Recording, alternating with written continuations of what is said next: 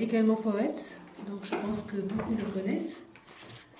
Donc il a une communication qui a pour titre « Douleur et plaisir dans la balance du jeu d'échecs ».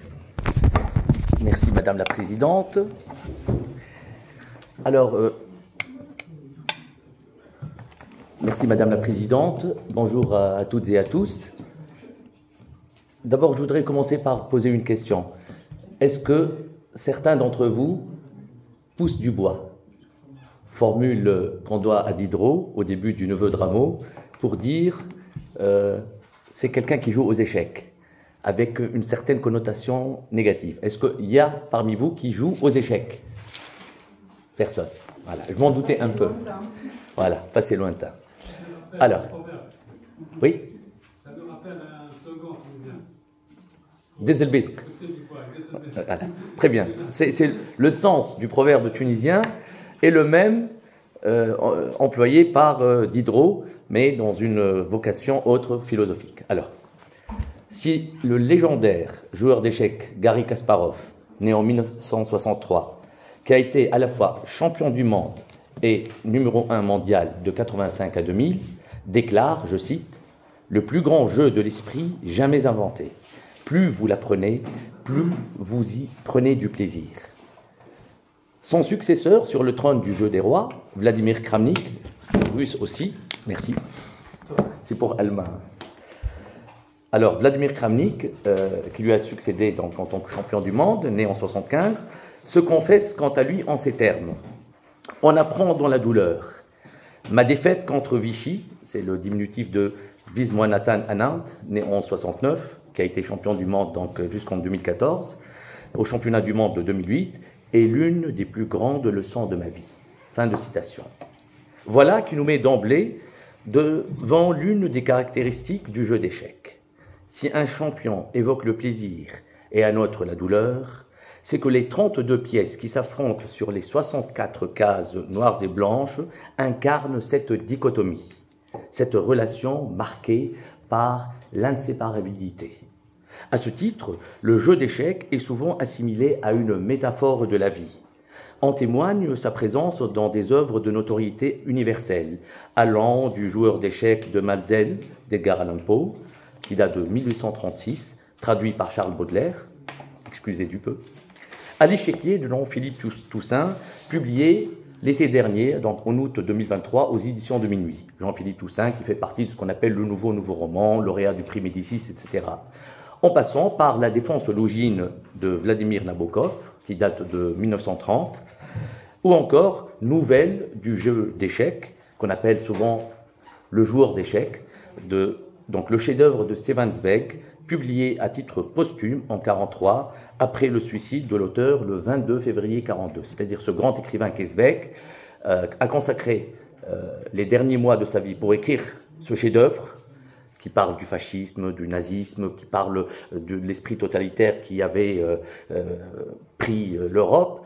Et donc, il le finit, il envoie à son éditeur et il se suicide. Donc, pour lui, le jeu d'échecs incarne justement cet acte sacrificiel qui était le sien en tant qu'anarchiste européen, bien sûr d'origine juive, mais universel avant tout. Cette passion des échecs qui a regagné les foules confinées pendant la crise du coronavirus, notamment grâce à la série Le jeu de la dame, je crois que vous en avez tous entendu parler, adapté du roman éponyme de Walter Tevis, qui date de 1983, donc de 1983 à 2020, il a fallu du temps pour que cette adaptation ait lieu, mais dans le monde entier, on a vu une sorte d'explosion, les sites dédiés aux échecs ont fait presque tilt, parce que les gens, pendant le confinement, ont redécouvert le jeu et ils ont vu que ce jeu, pendant le confinement, pouvait être salutaire quelque part.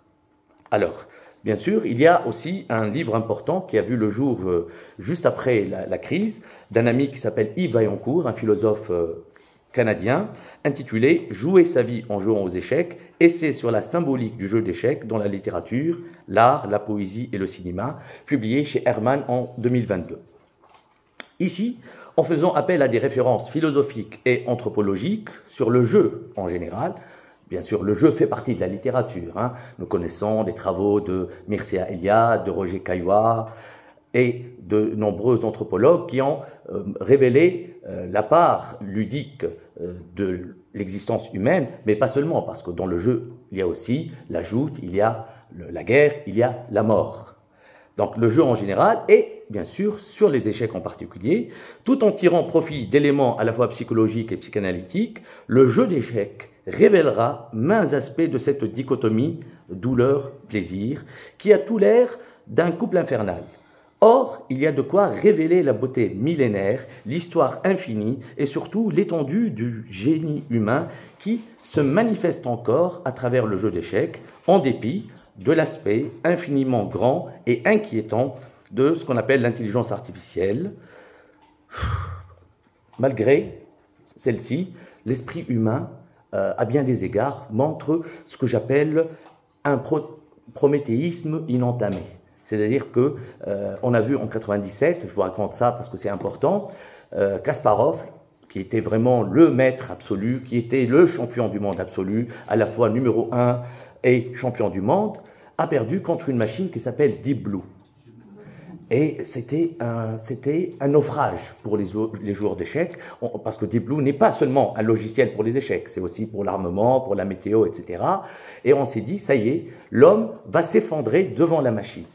Or, aujourd'hui, avec la jeune génération, notamment menée par l'actuel numéro 1 mondial qui s'appelle Magnus Carlsen, qui n'est pas russe, qui n'est pas américain, hein, deux nations fortes des échecs, eh bien, qui est norvégien, l'homme montre qu'il est capable de tenir, non seulement de tenir, mais de vaincre la machine, et ce en tirant profit des outils mécaniques, des outils de calcul, des outils mathématiques, de la froideur de la machine.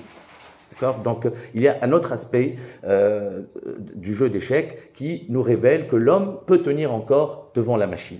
Donc, si on se mettait dans un scénario à la Terminator ou dans un film de science-fiction, les échecs seraient le dernier rempart par lequel, le bastion par lequel, ou à partir duquel l'humanité retrouverait son humanité. Aujourd'hui, donc, nous voudrions partager avec vous notre passion des échecs.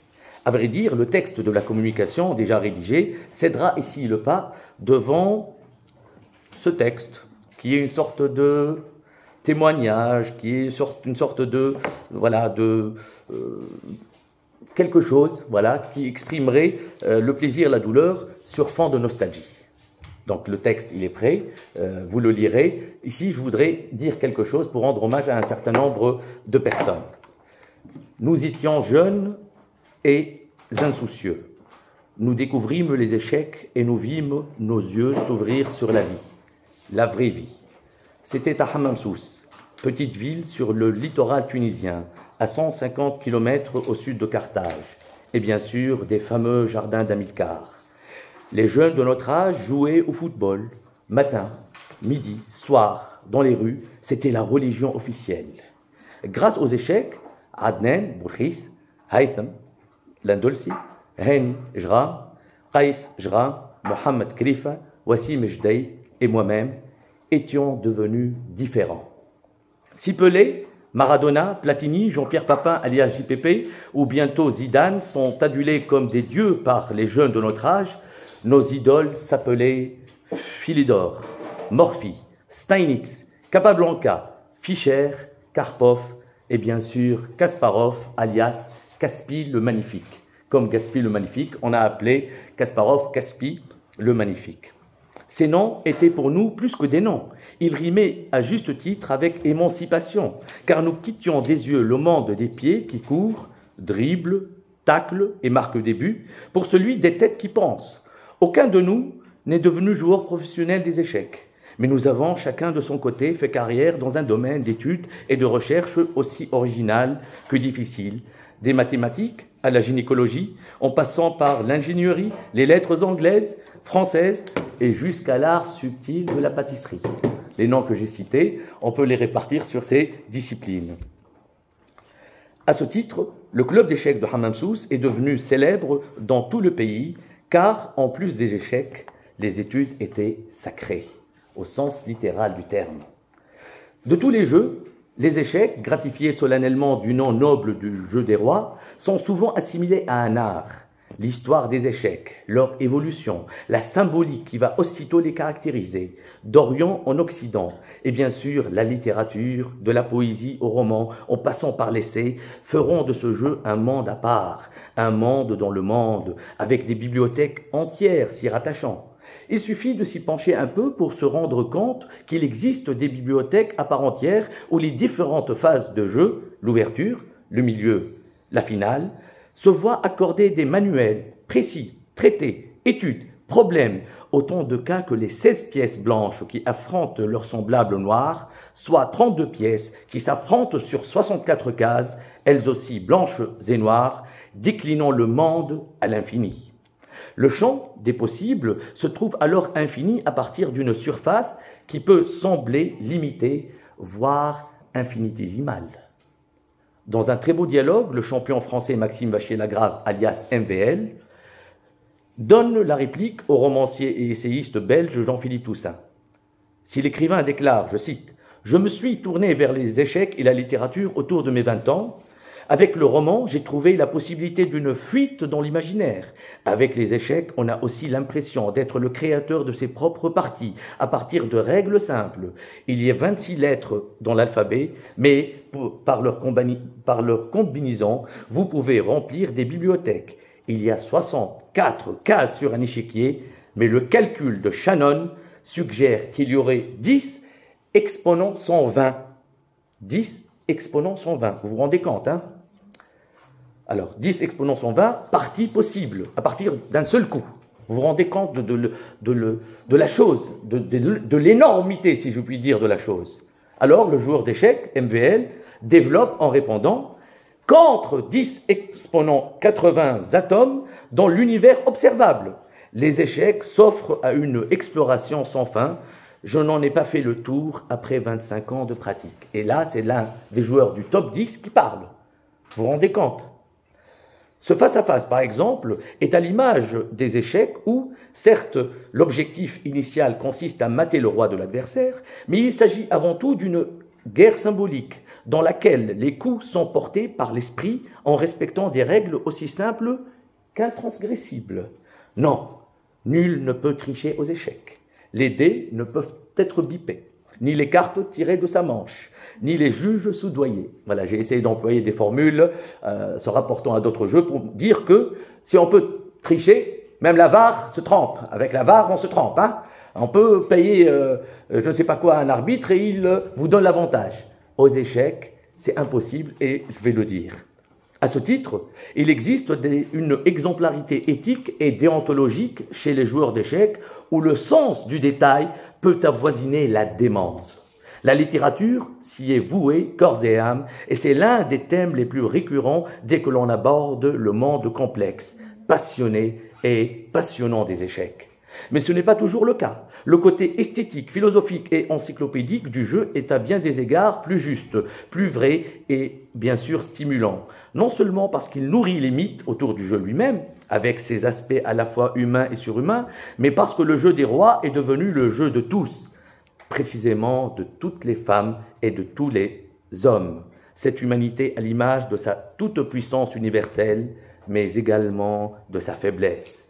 C'est ce que nous avons constaté avec la pandémie, et c'est la figure de la frêle joueuse d'échecs, Beth Harmon, qui a illuminé les regards et à travers le jeu de la dame, le roman et la série, fait tourner les yeux vers les échiquiers. Si vous lisez ce roman, qui n'est pas un grand roman par rapport à ceux que j'ai nommés, hein, mais la série est belle, elle a révélé une superbe actrice d'ailleurs, c'est l'histoire d'une orpheline qui est sur le point de se suicider, disons les choses, et qui, par hasard, découvre le jeu dans la cave avec un homme qui est considéré comme un peu le rebut de l'orphelinat où elle était. C'est-à-dire que c'était comment on appelle ça, c'était l'homme à tout faire, le bon à rien, mais l'homme à tout faire.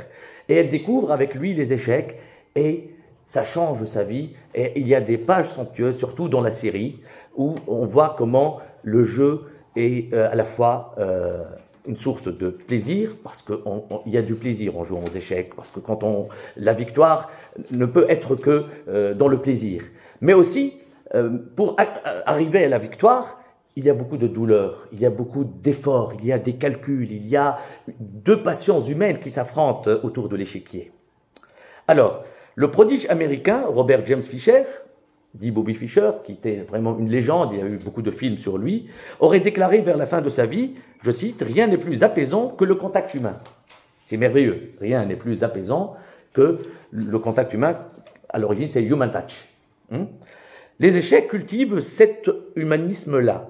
Les pas des images différentes, multiples et complémentaires pour former l'une des plus belles métaphores représentant l'humanité de l'homme, l'homme qui lutte pour vivre et peut-être survivre. L'homme qui, à chaque instant, se bat, innove et s'évertue à sauver sa vie. Incontestablement, comme pour, au bout d'une longue et insurmontable partie, esquisser un joli sourire et dire haut et fort « échec et mat ». Même si, maintenant les tournois officiels, quand il y a mat, on ne dit pas mat. Il est interdit, à part le salut, on ne parle plus. Mais bien sûr, dans les clubs, etc., je vais te mater, il y a l'esbrouf un peu, hein, on peut voir ça dans les squares aux États-Unis, quand les gens, dans les clubs d'échecs, il y a beaucoup d'esbrouf. C'est comme pour le football, quand on joue dans son quartier, on se permet un certain nombre de choses parce qu'on est amateur. Mais les parties officielles se passent vraiment dans un cadre déontologique et éthique des plus exemplaires. Hein. Les joueurs de foot, s'ils regardaient les joueurs d'échecs, ils auraient vraiment honte. Hein. Le problème avec les échecs, c'est que là où se termine la partie, on commence d'autres. Non seulement d'autres parties d'échecs, mais les commentaires qui leur sont plus dévoués que voués. Autrement dit, la littérature échéquéenne, qui généralement prend tout le jeu à bras-le-corps, vient après coup combler les moments de silence, de repos, de répit guerrier, pour aussi bien commenter qu'inventer, analyser que relancer, décortiquer que faire rêver. Sans doute est-ce pour cette raison que les échecs sont-ils devenus l'une des sources d'inspiration les plus fécondes du monde des arts et des lettres. Leur côté infini, inépuisable, permet aux poètes, romanciers, philosophes et cinéastes de se livrer eux-mêmes à d'infinies parties où les mots, les images, les métaphores, les symboles, les allégories peuvent alimenter d'infinies histoires. L'humanité entière s'y trouve représentée, déclinée d'une personne à l'autre, d'un groupe à l'autre, singulièrement et dans toute la pluralité qu'une personne seule peut incarner toutes les autres, entre espoirs individuels et représentations nationales, voire nationalistes. Ne suffit-il pas de revoir le film d'Edward Zwick, Pawn Sacrifice, en français Le Prodige, avec l'acteur qui a joué Spider-Man. Hein, vous allez le voir et vous n'allez pas le reconnaître tellement il est Bobby Fischer. Pour comprendre que la victoire de Bobby Fischer sur Boris Spassky à Reykjavik, en Islande, en 1972, est aperçue comme celle des États-Unis sur l'Union soviétique. Bobby Fischer serait, mutatis mutandis, Rambo et Rocky, les deux à la fois, avant l'heure. Et c'est vrai, on connaît un peu la saga Rocky, la saga Rambo, avec l'esprit américain conquérant, mais avec ce film, quand on voit, d'ailleurs le film commence à Sousse, parce que Fischer a gagné un tournoi, ce qu'on appelle l'interzonal, pour se qualifier à un autre tournoi, lui permettant de jouer le titre. Donc vraiment, il y a un travail de tamisage en quelque sorte. Hein. Et donc Fischer vient à Sousse et il passe une nuit à la plage, il est embarqué, et il passe une nuit en cellule, et il quitte le tournoi avant d'avoir fini le tournoi, et malgré cela, il le gagne. Là, Fischer, c'était la légende, c'était un petit juif new-yorkais dont la maman est communiste, c'est une histoire, et il va jouer, il va en quelque sorte reconquérir son identité judéo-allemande à travers les échecs et à travers donc, les soviétiques qui travaillaient par équipe alors qu'il était seul. Il y a une scène sur la plage dans ce film où Spassky a des gardes du corps, quelqu'un lui tient la serviette, et lui il dormait comme ça, foudroyé par le soleil, il lui dit « Toi, tu as tout, moi je n'ai rien, c'est pour ça que je vais gagner !» Et il va gagner, il va devenir le grand champion du monde, Robert James Fischer, qui est une légende. Je vous invite à regarder ce soir, en anglais, The Pawn Sacrifice, Le Prodige, et vous allez adorer ce personnage, hein, qui est un vrai, enfin, c'est une personne exceptionnelle. D'ailleurs, il a fini sa vie exilé parce qu'il avait des problèmes avec Israël et les États-Unis. Enfin, c'est un cas au sens fort. Là, c'est plaisir et douleur, du titre de champion du monde à celui, en quelque sorte, d'épave. Mais, sérieusement, parce que j'ai évoqué Rambo et Rocky, c'est la fin. Hein. Les écrivains que nous allons découvrir en lisant des œuvres sur les échecs nous montrent, à travers cette pratique continuelle des échecs, donc, ces inspirations plurielles ayant comme source les échecs, ainsi que les différents traitements des échecs, en quête d'un éternel Prométhée qui, d'âge en âge et de continent en continent, porterait la flamme du savoir comme certains la flamme olympique. On voit comment on a vécu les Jeux olympiques avec le côté humain, trop humain, avec les échecs. C'est un individu qui va jouer pour une équipe, qui va jouer pour toute la discipline en quelque sorte. Grâce aux échecs, nous pouvons certes retrouver des noms célèbres, comme Zweig, Borges qui a écrit un diptyque dans un recueil de poésie qui s'appelle L'Auteur, vraiment, il a analysé l'esprit des échecs à travers deux sonnets qui fonctionnent en diptyque et qui sont très beaux parce qu'ils montrent une compréhension de ce jeu. Beckett, qui en parle dans notamment Malone meurt et Murphy, donc une œuvre qu'il a traduite lui-même, sa première œuvre d'ailleurs, qu'il a traduite de l'anglais vers le français. Nabokov, le grand Nabokov, l'auteur de Lolita, qui, une vingtaine d'années avant Lolita, écrit La défense Longine, et il montre justement un homme qui n'est pas ravagé par Lolita, princesse de ma vie, la nymphette, mais par le jeu d'échecs qui était pour lui d'abord une solution et qui devient le problème jusqu'au suicide. Mais nous en découvrirons d'autres qui, en France, en Europe ou ailleurs, ont écrit les échecs, sur les échecs, ont écrit les échecs, comme on vit sa vie, dans l'urgence du jeu et du temps, dans la passion de vivre et dans le danger d'être. N'est-ce pas une preuve de plus de notre présence au monde qui, tout en étant éphémère, aspire à l'immortalité? Un médecin, le docteur Jules Lazare, qui a vécu entre 1869 et 1924, de la façon la plus désinvolte, dans ses quatrains échéquéens, a bel et bien exprimé cette joie tragique de vivre autour et dans les 64 cases de l'échiquier. Je cite ce quatrain. « Tic, voici le signal donné par la pendule.